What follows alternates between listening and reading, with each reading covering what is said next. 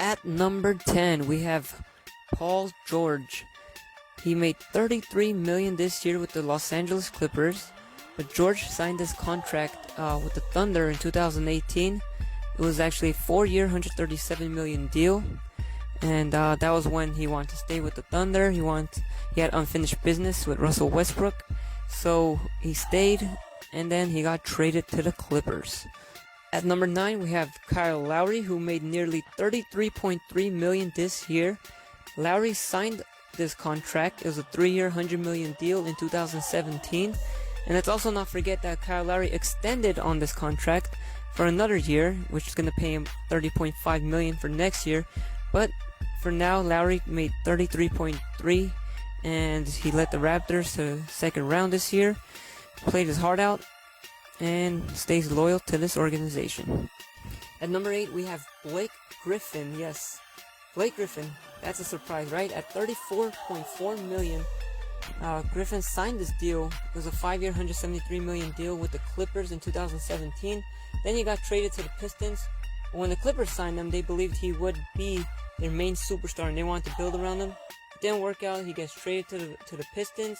Now the Pistons will have to deal with his contract, which has 2 more years remaining after this season, but the final year is a player option worth $38.9 million.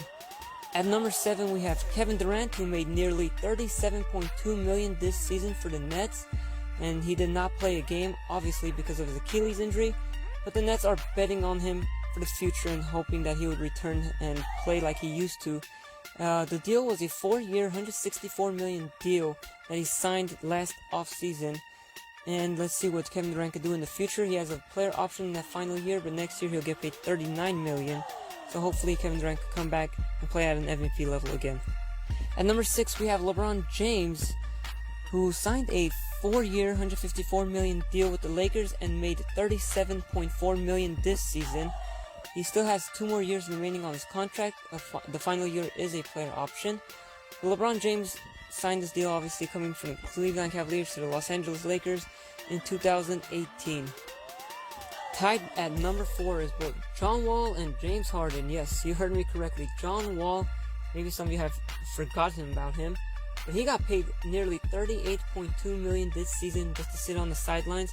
In fact, John Wall hasn't played a game since December of 2018, but he got paid this contract. It was a 4-year, $170 million extension. He signed in 2017. James Harden did as well the same year.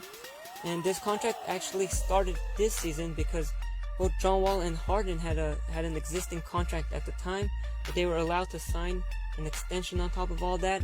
So this contract for both Wall and Harden will last for another 3 years, and they get paid exactly the same amount up until the final year, which is a player option of $47.3 million. So hopefully for John Wall, he can come back and prove his value. For James Harden, we all know why he got paid this much, and he has obviously been the main superstar on the Houston Rockets, hoping to win a title one of these days. But, both John Wall and James Harden, $38.2 million this season. Tied at number 2, it's Chris Paul and Russell Westbrook. They each got paid $38.5 million this year. And they were the 2 guys that are traded for each other actually in the summer of 2019. Except actually the Thunder got 2 draft picks in this trade. But Westbrook actually signed an extension. It was a 5-year, $205 million extension. He signed it in 2017 to stay with the Thunder. Meanwhile, Chris Paul actually re-signed with the Rockets in 2018. It was a 4-year, $160 million deal. And let's not forget that Chris Paul did the Clippers a favor before he went to the Rockets. He actually opted into this player option, and he made the Clippers trade him to the Rockets. That way the Clippers could get pieces in return, and it turned out to be Pat Beverly, Lou Williams, and Montrezl Harrell. And then, after a year with the Rockets, Chris Paul re-signed to stay there, but it didn't work out with James Harden, so he got traded to the Thunder and made $38.5 million. And same with Russell Westbrook, who made $38.5 million with the Rockets. And at number 1, we have Stephen Curry, the 2-time MVP, who made $40.2 million this season and only showed up in 5 games. But Curry, he signed his contract in 2017.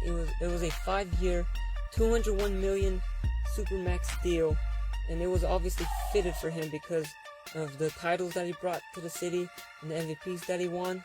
So Curry became the highest paid player for the 2019-2020 season with that 5-year, $201 million contract that he signed in 2017.